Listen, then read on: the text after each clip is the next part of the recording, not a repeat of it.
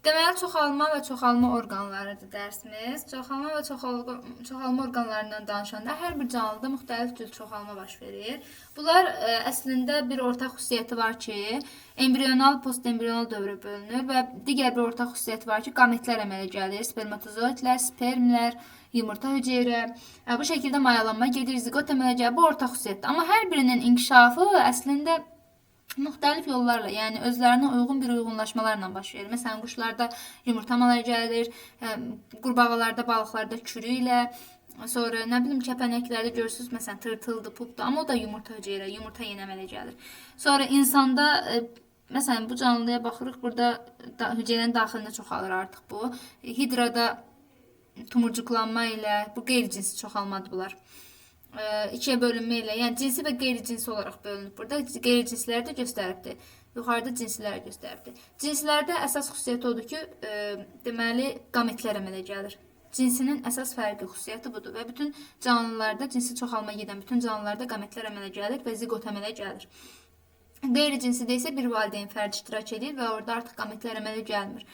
Və qeyri-cinsi çoxalmada əmələ gələn canlı tamamilə ana fərdə bənzəyir. Cinsi çoxalmada isə həm ananın, həm atanın xüsusiyyətlərini götürür.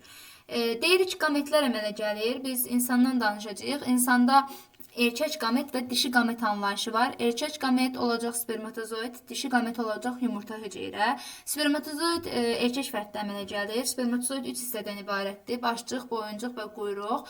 Başcıq hissə nüvə yerləşir burada və bunun üzərində ön hissəsində akrostoma adlanan bir maye, bir boşluq var.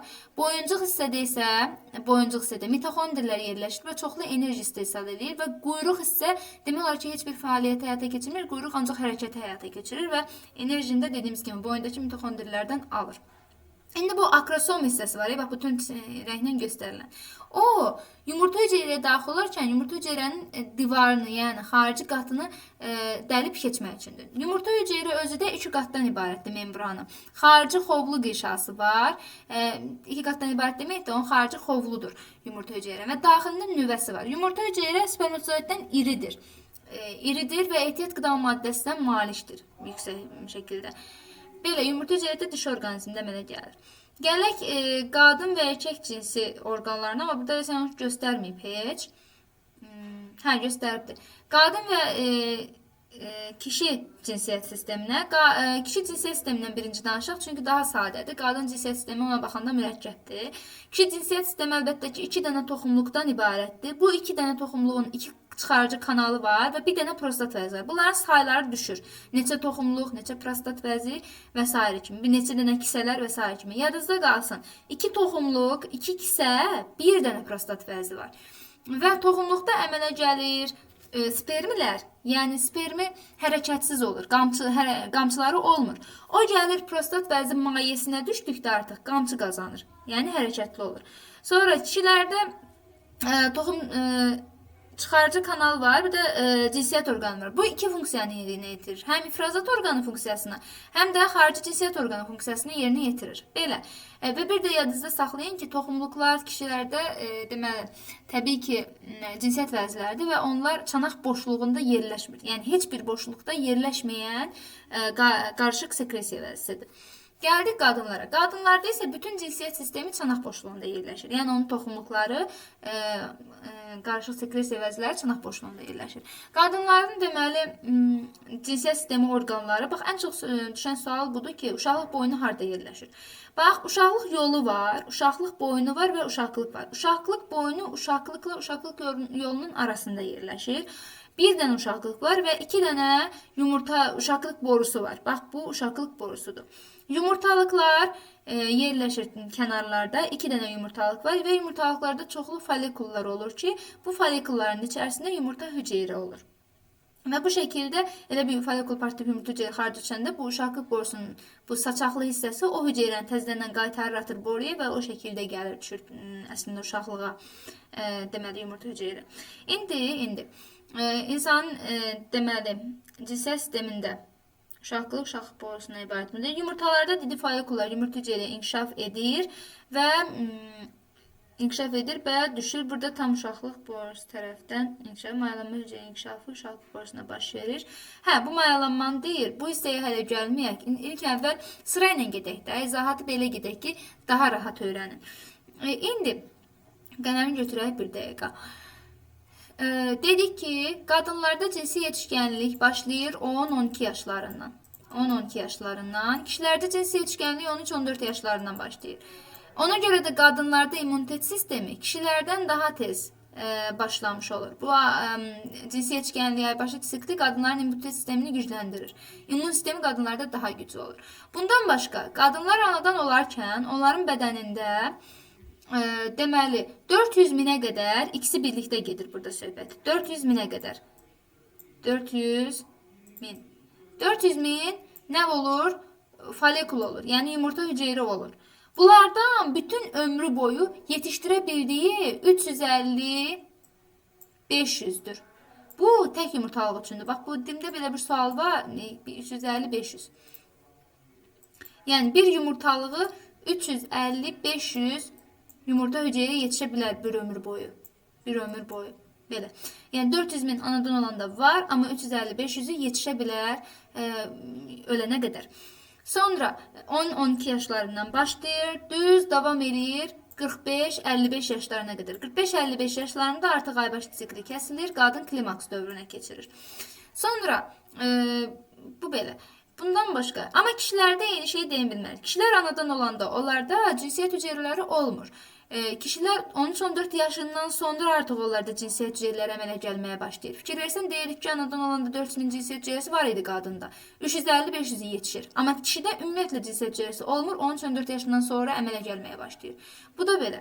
Qadından danışanda deyəcək ki, qadınlar yumurtalıqlarda folikulların yetişməsi zamanı uşaqlıq divarının qalınlaşması olur ki, hansı ki mayalama baş verə bilər və döləmələ gələ bilər halına görə və sonra mayalama baş verməzsə aybaşı sikli başlayır. Aybaşı sikli periyod deməkdir. Yəni hər ay davam edir, döngülər bir şəkildə davam edir.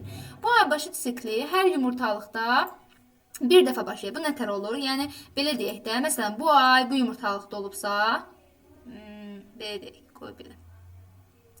Məsələn, bu ay bu yumurtalıqda olubsa, hansı ay deyək? Aprel ayı. Aprel ayı. Artıq may ayında digər yumurtalıqda olacaq. May. Yəni bu şəkildə döngünə may, aprel, may, iyun ayında burada olacaq.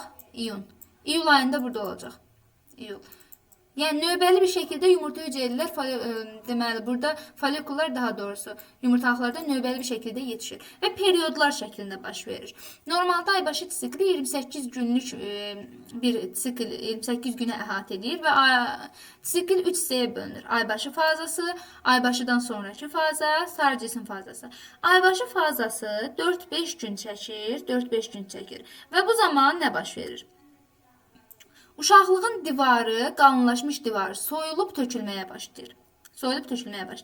Normalda uşaqlığın divarı qalınlaşmış olur ki, yumurta hüceyrə düşərsə gəl, yapışsın bura və qidalanmaya başlasın. Amma yumurta hüceyrə mayalanmır və uşaqlığa düşərkən divara implantasiya olmur, yəni yapışmır. Ona görə də aybaşı fazasına 4-5 gün müddətində divar başlayır soyulub tökülməyə.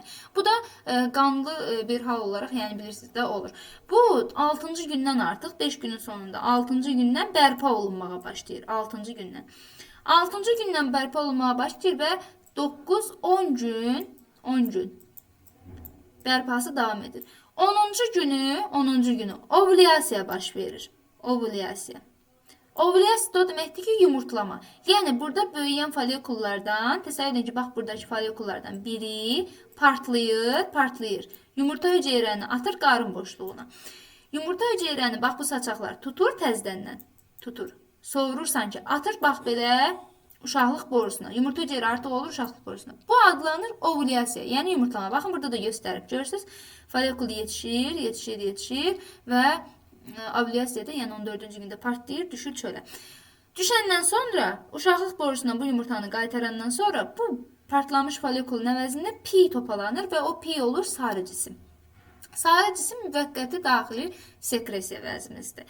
Bax bu sarı cisim əmələ gələndən sonra bax bu gəlir düşür 10 gün buradan, 4 gün burada, 14-cü günə. 28 günün 14-cü gününə ovulyasiya düşür. Qalan 14 gün müddətində sarı cisim hormon ifraz edir. Sanki belə bədəni anladır ki, hələ folikul yerində durur da, sən hələ aybaşı olma. 14 gün müddətində divar hələ də qalınlaşır. Ehtiyat qida maddəsi toplayır. Fikir verin, divar buradan necə qalınlaşırdı, baxın. Hələ də qalınlaşır. Ta ki gəlir 28-ci günə çatır, da 14 gün bu sarı cismin müddəti 14 gündür. 14 günə, yəni toplayanda 28-ci günə çatanda da bu sarı cisim baxır ki, bu yumurta hüceyrə burada öz kefi ilə gəlir, mayalanma getmir, düşür uşaqlığa, da yapışma olmur. Yapışma olmur deyə sarı cisim də artıq hormon ifrazını dayandırır.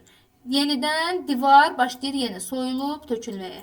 Yenə divar başlayır yenə çatlayır, soyulur, tökülür. Bu da yenə aybaşı fazası başlayır. Bu şəkildə döngü qayıdır bir də başa. Sizə buradan nə suallar verə bilər? Buradan suallar verir ki, uşaqlıq divarının ən qalın olduğu faza nə vaxtdır? Deyəsən sarı cisim fazası ən qalın olduğu fazadır. Sonra sənə deyə bilər ki, folikul nə vaxtdan yetişməyə başlayır? Fikir verin, folikul artıq aybaşı fazasından yetişməyə başlayır. Folikul nə vaxt yumurta hüceyrəni qarın boşluğuna atır? Yəni folikul partlayır. Deyəsən 14-cü gündə ovulyasiya baş verir. Ovulyasiya fazasında artıq yəni aybaşdan sonraki fazada 14-cü gündə ovulyasiya baş verir. Yəni yumurta hüceyrə folikuldan partlayıb çıxır. Sarı cisim nə qədər çəkir? Deyəcək sarı cisim 14 gün. Yəni 2 həftə çəkir. 2 həftə çəkir. Ümumilikdə aybaşı nə qədər oldu? 28 gün. 28 gün. Aybaşı sikli nə qədər çəkdi? 28 gün. Bu şəkildə belə 28 gün çəkmiş oldum. Sonra görək burada nə deyir? Bunu dedik. Ekstensiya test vermə. Bunların hamısı yumurtalıq dedik. Ovulla yumurta hüceyrənin partlanması dedik. 20 bir də kişilərdə bir spermatozoidi 20-60 milyona qədər yumurta hüceyrə olmuş olur. Bir dəqiqə baxaq ki, başqa bir şey yoxdursa, mayalanmadı bu. Buna aid məsələlər deyək, məsələləri necə işləyəcəyinizi öyrədək. Deməli 365 gündə hər 28 gündən bir dəfə əgər aybaşı olursa bu insan 365 gündə 28 gündə bir dəfə aybaşı olursa bu, deməli bu olur 13 dəfə. Bir ildə 13 dəfə aybaşı olur. Bir ildə 13 dəfə aybaşı olur. Yəni 13 dənə yumurta hüceyrə yetişir bunun bədənində.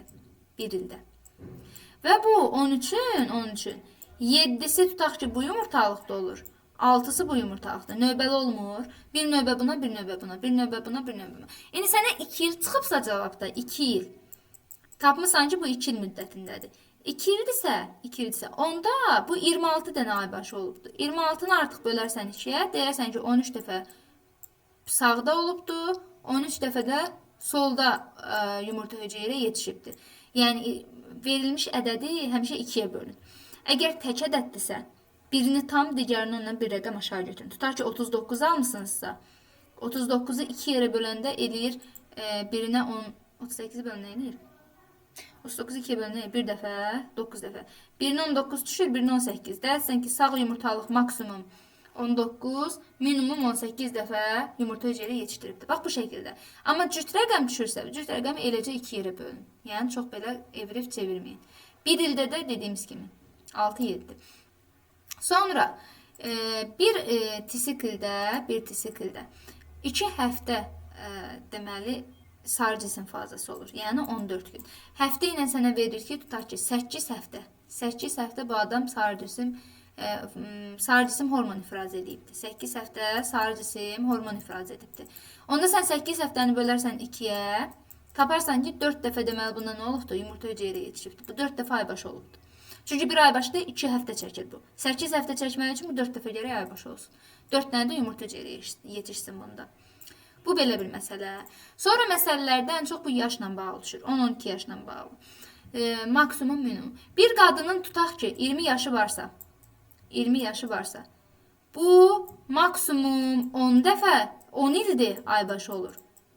Minimumda 12 ildir. Yox, 12 yox, 8 ildir aybaşı olur. Nətər? 10-12'ni bu 20'dən çıxdım. 10 yaşından başlamayıbdı. Əgər 10 yaşından başlayıbsa 10 ildə aybaşı olur. 12 yaşından başlayıbsa 8 ildir bu aybaşı olur. Və ona uyğun da neçə dəfə yumurta hüceyrəyə yetişdiyini tapacaqsınız. Sonra baxım görün başqa nə düşə bilər buradan. Sual. Fazanı dedik. Başqa heç nə. Bax məsələləriniz bunun üzərinə qurulur. Bu dediklərimi yəqin ki başa düşdünüz. Sizə verilən cədvəllərdə və məsələlərdə hamısını həll edərsiniz. Burada niyə 1, 2, 3, 4 günü bir də 14-cü günü qırmızı ilə işarələyib? Çünki 1, 2, 3, 4 günün aybaşı olduğu gündür. Divarın deməli bölünüb töküldüyü gündür. 14-cü gün də ovulyasiyadır. Yumurta hüceyrənin çıxdığı gündür. Yumurta hüceyrədə 2-3 gün uşaqlıq borusunda qalır. Yəni çox qalmır. 2-3 gün qalır, onda da 12-24 saat mayalanma qabiliyyəti olur. Sonra zaten mayalanma gedə bilməz. Bir də bundan barədə deyəcəm. Hə, uşaqlıq divarının ən nazik olduğu qat 6-cı gündür.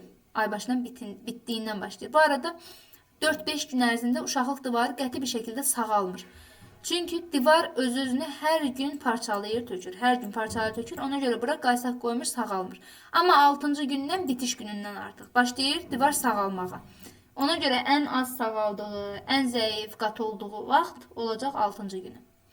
Yəni testlərdə də bu var. Ən qalın olduğu qatda sarı cisim fazasında olur.